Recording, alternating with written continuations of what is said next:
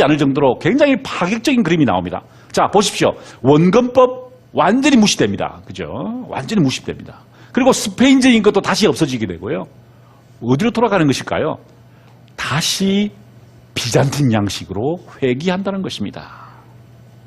생애 마지막에 그렇게 되는 건가요? 저도 잘 모르겠어요. 아직 저는 생애 마지막 순간에 오지 않았기 때문에 잘 모르겠습니다. 그런데 많은 사람들이 아니 연어 같은 것도 결국 고향으로 돌아간다 그러죠. 아마 이 사람도 그런지 모르겠어요. 이 사람이 그리스를 떠나서 베네치아와 로마를 거쳐서 마드리드와 톨레도까지 왔지만 결국 마지막 단계에서는 그의 고향으로 돌아가는 것이 아닌가. 자, 다시 한번 더 우리 한번 돌아볼까요? 비잔틴 양식에서 베네치아 양식으로, 그리고 다시 로마 양식으로 갔다가 스페인 양식으로, 그 다음에 다시 비잔틴 양식으로 돌아왔다는 것입니다. 어떻습니까? 르네상스가 어떤 시대라고요? 세계를 재발견했다. 그가 가졌던 세계가 지중해로 제한되었지만 한 나라에 머무르지 않고요, 한 지역이나 한 미술 사조에 머무르지 않고 최소한 세 개 나라의 문화적 전통을 습합시킴으로써, 융합시킴으로써 그는 르네상스를 종결하고 새로운 바로크를 여는, 바로크 시대를 여는 선구자가 되었다는 것입니다. 자, 이제 두 번째 인물 볼까요? 제가 지금까지 계속 르네상스는 세계와 인간의 재발견했다 그렇게 말씀드렸으니까, 엘 그레코가 세계를 발견했으니까 까라바조는 뭘 발견했을까요? 인간을 발견했겠죠. 그가, 이 까라바조라는 사람이 이 밀라노에서 태어났는데요, 누구에게서 그림을 배웠느냐? 기록이 없습니다. 어떤 사람은 전혀 그림을 배운 적이 없다라고 해석하는 사람도 있습니다. 왜? 기록이 없기 때문에. 만약에 그림을 배웠다 그러면 아마 이 사람에게서 배웠을 것입니다. 시몬의 페트르자노입니다. 확실하진 않습니다. 왜? 기록이 없기 때문에. 그런데 그 시대에 가장 유명한 화가는 이 사람이었습니다. 여러분 어떻습니까? 이 그림 잘 그렸다고 생각하십니까? 이게요, 매너리즘 그림입니다. 매너리즘. 예, 매너리즘에 빠진 그림이다. 뭐 이런 이야기 하는데, 이게 르네상스 후기에 나타났던 좀 조악한 현상이었어요. 자, 이게 그 시대의 화가들이 그리는 그림이었다는 거예요. 까라바조가 배웠느냐 하면 그건 잘 모르겠어요. 기록이 없기 때문에. 그런데 그 시대는 이런 그림을 그리는 사람들의 시대였다는 것입니다. 그러다가 1592년도에 이 도시에 갑자기 한 청년이 도착합니다. 밀라노에서. 누굴까요? 바로 까라바조였습니다. 이건 까라바조 그린 게 아니에요. 자, 이런 그림을 그립니다. 어떻습니까, 여러분? 조금 다르죠? 우리 아까 보았던 그림하고 어떻습니까? 전혀 차원이 다른 그림이 나오죠. 작품의 제목은 병든 바쿠스입니다. 그럼 바쿠스가 누구죠? 드링크의 신인가요? 뭐죠? 포도주의 신이죠. 바쿠스. 그런데 여러분, 풍요의 신이고 축제의 신입니다. 포도주의 신이에요. 그런데 보십시오. 어떤지 표정이 좀 이상하죠. 병이 들었어요. 까라바조가 길거리에서 구걸하는 사람이었습니다. 밀라노에서 이사를 왔는데 혼자 왔어요. 그런데 길거리에서 그림 그려주면서 연명하는 길거리 화가, 요즘도 가면 로마에 가면 많아요. 근데 요즘 다 중국 사람들이에요.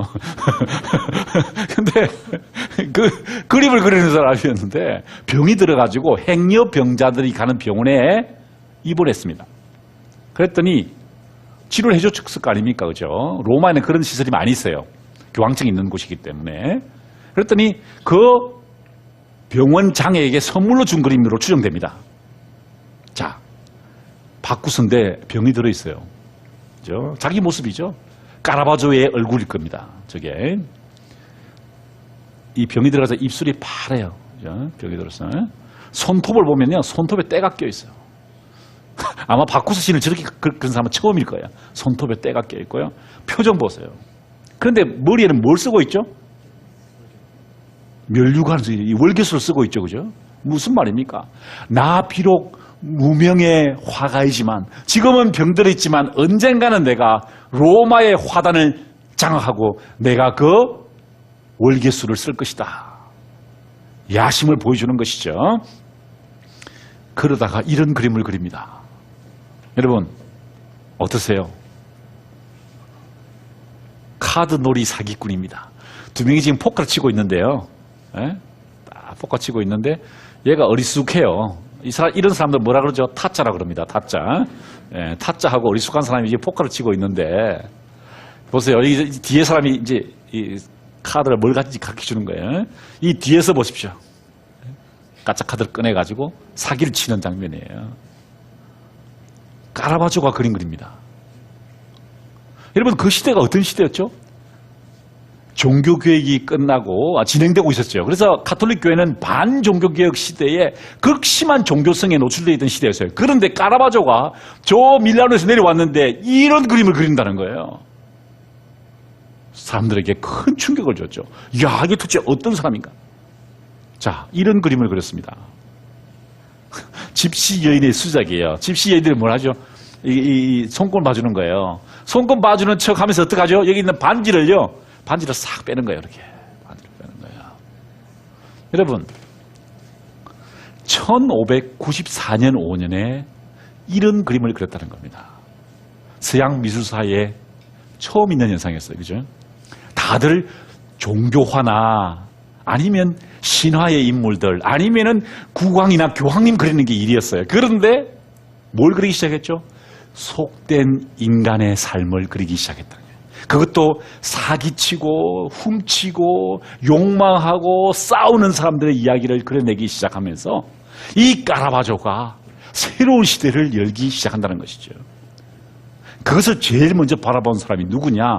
델몬테 추기경이었습니다. 거기는 추기경이었는데요. 이 추기경은 어떤 사람이냐?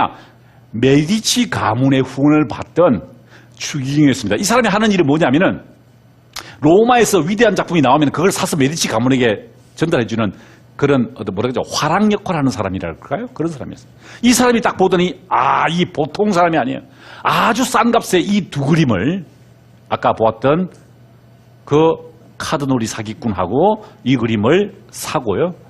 카라바조를 자기 궁전에 데리고 와서 이제 전속 화고로 만들게 됩니다. 그때 그것을 그린 그림입니다. 이게 지금 류트를 치는 연주하는 소년인데요. 이게 어디냐면은 저 에르미타주라고요.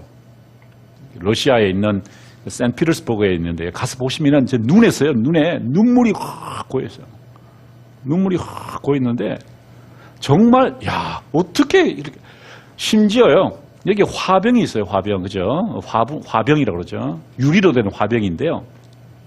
가서 보시면은 이게 화병에 온도차 때문에 뭐가 생기죠? 물방울이 맺히겠죠.